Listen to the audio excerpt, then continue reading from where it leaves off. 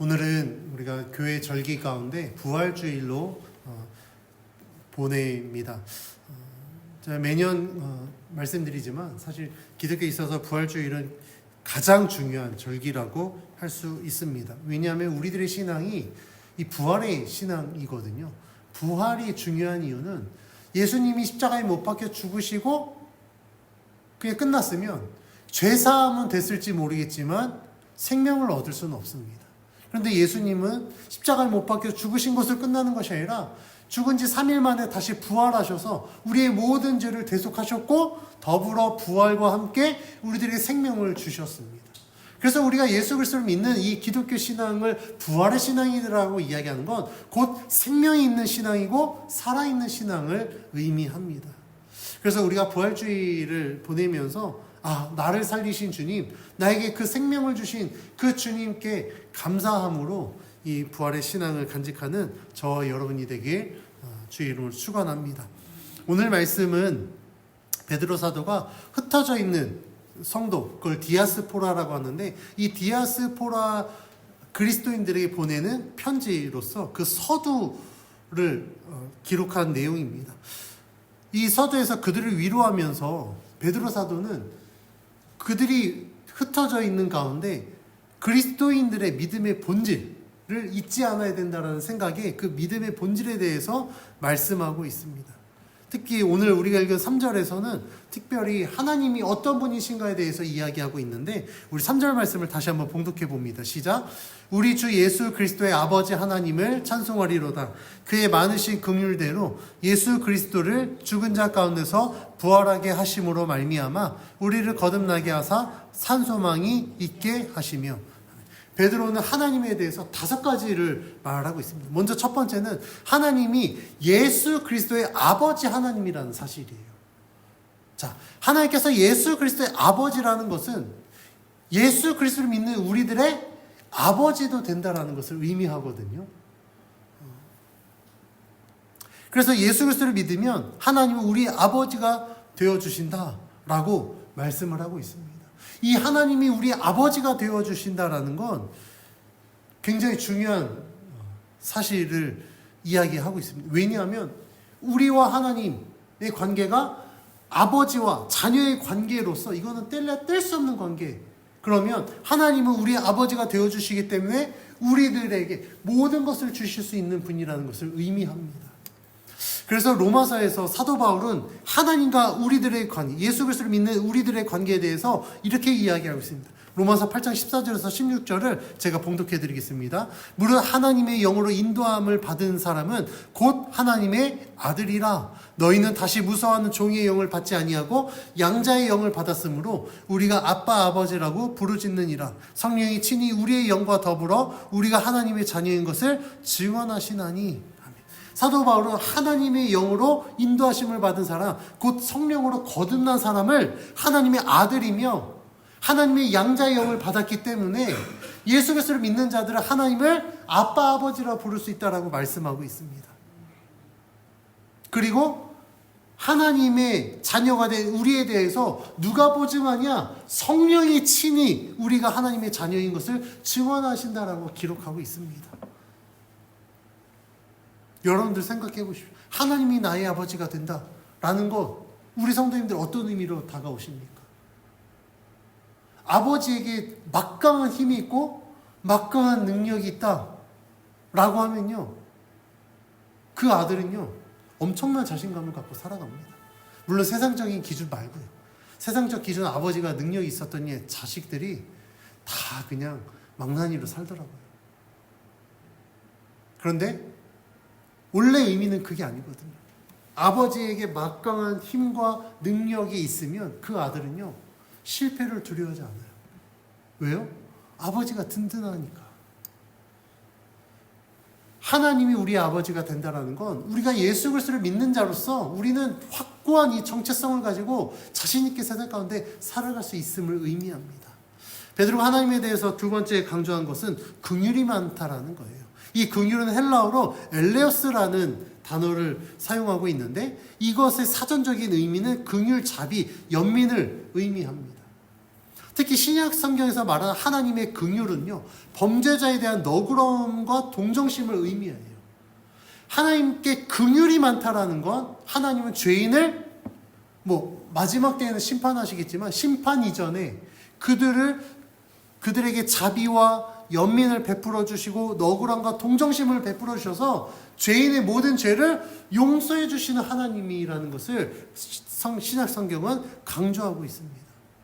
그래서 우리가 죄로 인해서 죽을 수밖에 없었지만 하나님은 우리를 긍휼히 여겨주셔서 우리들에게 그 죄사함의 은혜와 구원의 복을 허락해 주셔서 예수 그리스도를 믿는 모든 자들의 죄를 사해 주실 뿐만 아니라 우리를 구원하셔서 영원한 생명을 주신 분이 바로 긍휼의 하나님이십니다.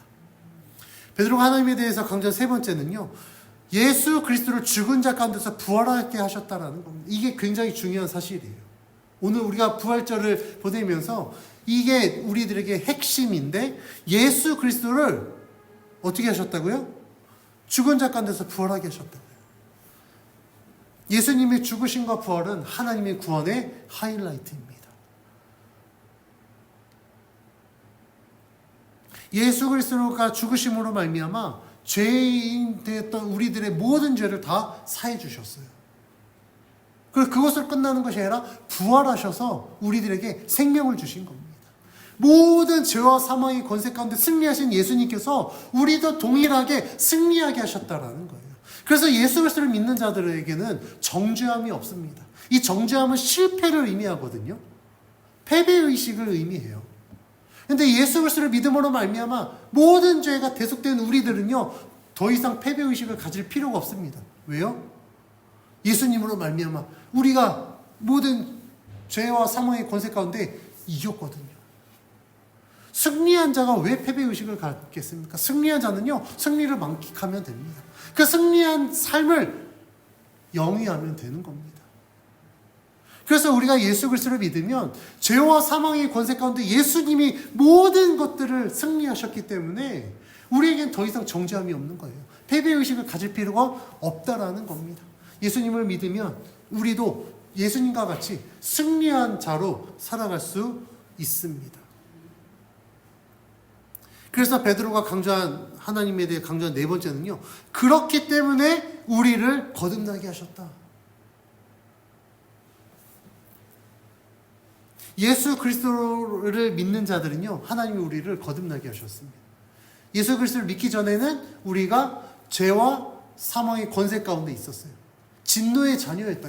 우리들의 신분이 진노의 자녀였습니다. 근데 예수 그리스도를 믿으면 어떻게 됩니까? 신분이 전혀 다른 신분으로 바뀌어요.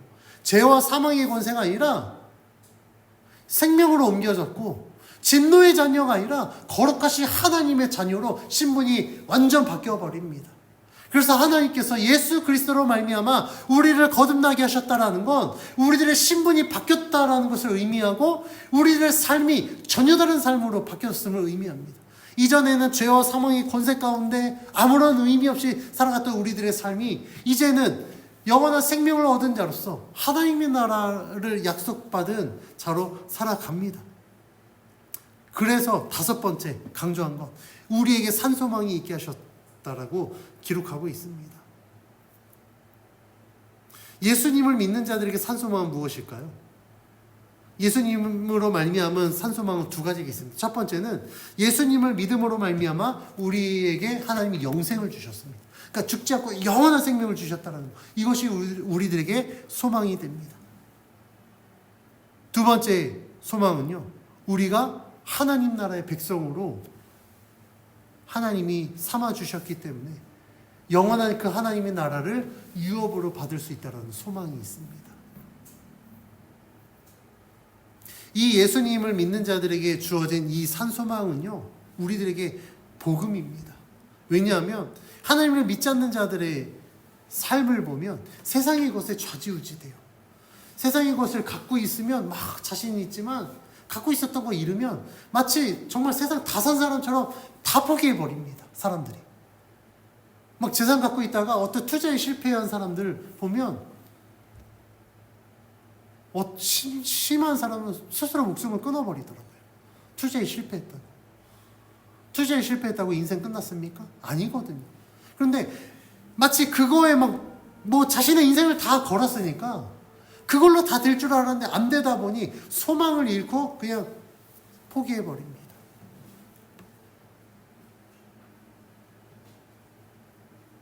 그래서 물질이 풍족하면 안정감을 누리다가도 물질이 없으면 불안하게 살아요.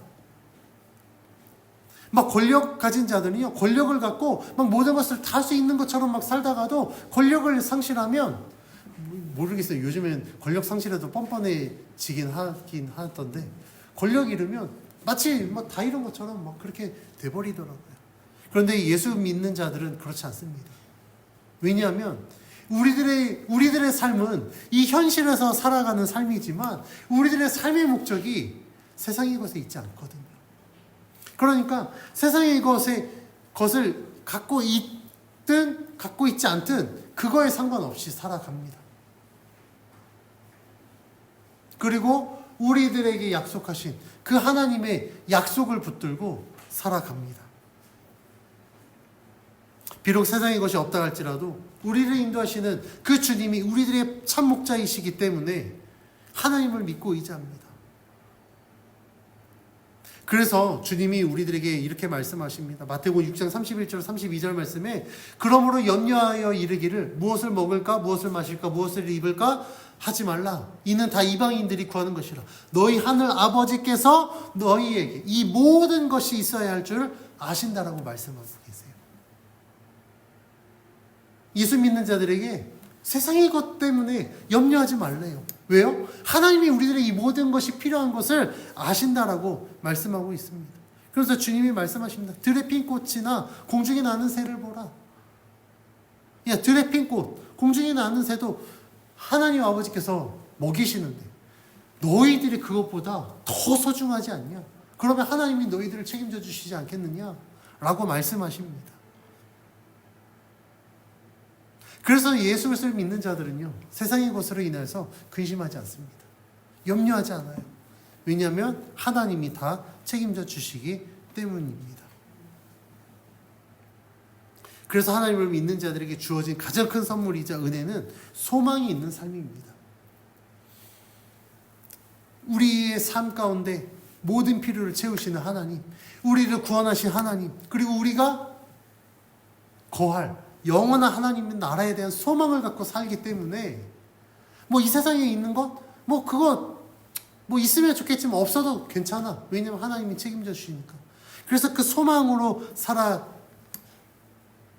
때문에 이 하나님을 믿는 자들에게 있어서 예수 그리스도는 가장 큰 복음이 될 수 있습니다. 그렇다면 우리의 소망인 하나님 나라는 어떤 곳일까? 4절 말씀이 이렇게 기록하고 있습니다. 4절 같이 봉독합니다. 시작. 썩지 않고 더럽지 않고 쇠하지 아니하는 유업을 있게 하시나니 곧 너희를 위하여 하늘에 간직하신 것이라. 아멘. 4절에서 하나님 나라에 대해서 이렇게 기록하고 있죠. 썩지 않고 더럽지 않으며 쇠하지 않는 영원한 나라라고 기록하고 있습니다. 이 세상의 것은 유한하죠. 썩습니다.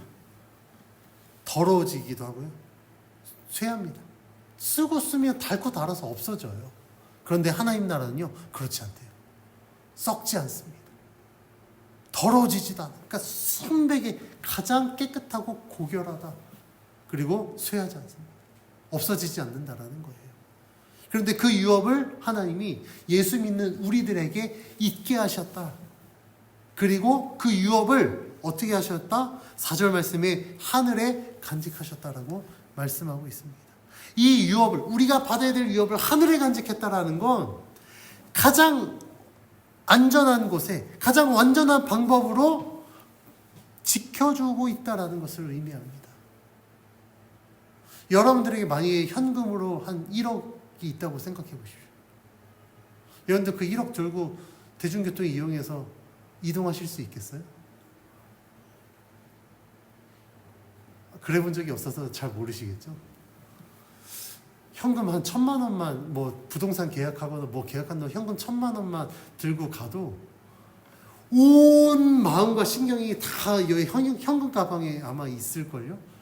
누가 전혀 생각 안 하고 그 현금 가방 쳐다 저 도둑 아니야? 소매치기 아니야? 저 사람 조심해야겠다. 그러지 않겠습니까?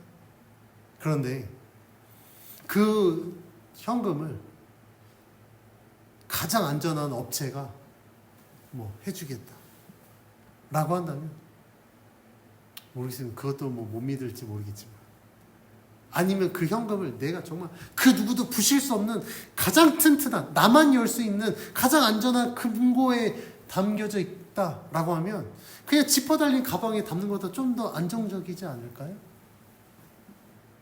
근데 하나님 나라는요, 그 금고보다 상상할 수 없을 정도로 가장 안전하고 완전한 방법들로 지켜지는 곳입니다. 우리들에게 주어진 유업이 그 하나님 나라에 있대요. 그래서 우리는 그 하나님의 그 유업으로 말미암아 소망을 품고 살아가는 겁니다.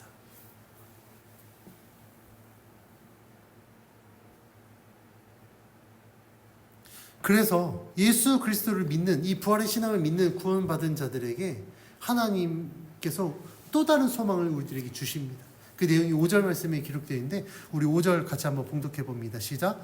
너희는 말세에 나타내기로 예비하신 구원을 얻기 위하여 믿음으로 말미암아 하나님의 능력으로 보호하심을 받았느니라. 아멘.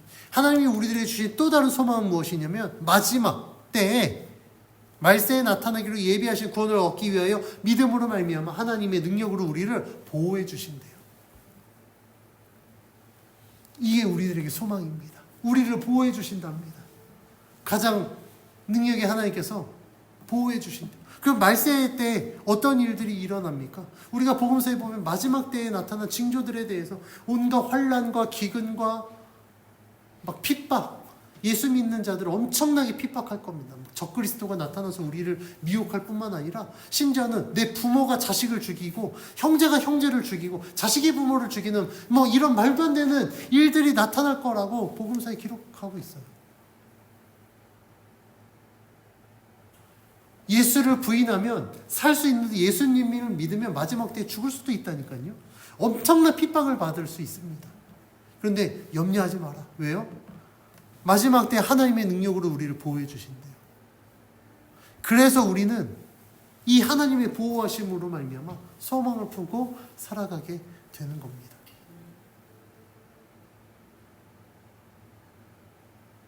이 5절에서 하나님이 약속하신 그 하나님의 온전한 보호하심을 받기 위해서 전제 조건이 있습니다. 그 내용이 6절 7절에 기록되어 있는데 우리 6절 7절 같이 봉독해 봅니다. 시작. 그러므로 너희가 이제 여러 가지 시험으로 말미암아 잠깐 근심하게 되지 않을 수 없으나 오히려 크게 기뻐하는도다.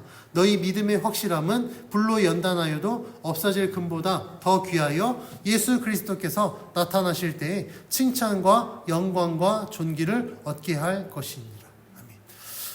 마지막 때에 여러 가지 많은 시험과 그 현상들로 인해서 우리도 근심할 수 있습니다.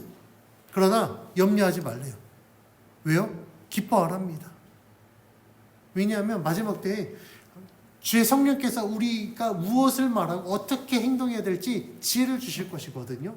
우리와 함께 하실 것이기 때문에 염려하지 말라라고 말씀하고 있습니다.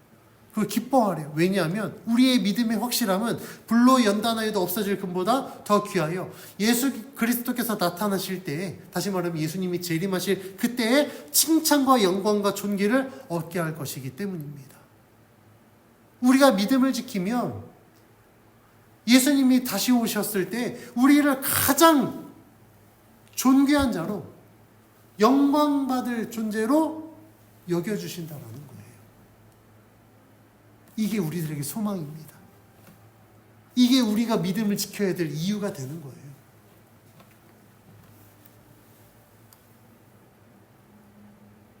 우리가 이 세상을 살아가면서 믿음을 지키는 건 절대 쉬운 일 아닙니다.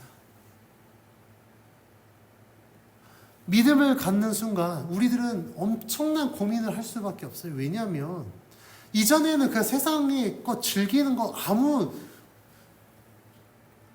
영향 받지 않았잖아요. 도덕적으로 죄를 짓지 않으면 세상에서 즐기는 게 뭐 그렇게 큰 죄가 됩니까? 술 마시는 게 뭐가 그렇게 죄가 되며, 향락 즐기는 게 뭐가 그렇게 큰 죄가 되겠습니까? 그러니까 제가 말하는 건 도덕적으로, 법률적으로 위배되지 않는 한도 내에서 아무런 죄가 되지 않아요. 그런데 예수 그리스도를 믿는 순간 그 모든 것들이 우리들에게 죄로 다가옵니다. 왜요?